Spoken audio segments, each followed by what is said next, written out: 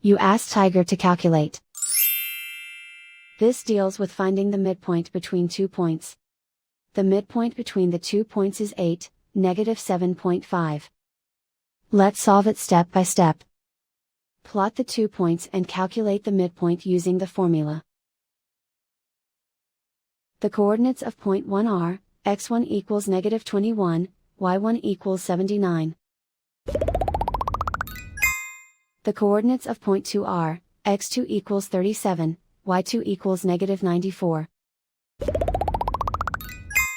PM represents the midpoint of the 2 points.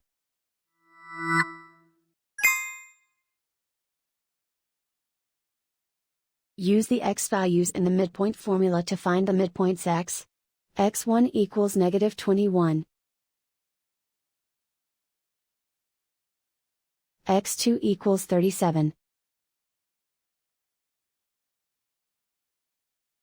Simplify the arithmetic.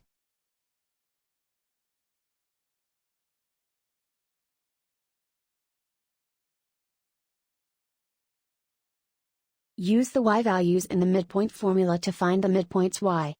y1 equals 79. y2 equals -94. Simplify the arithmetic.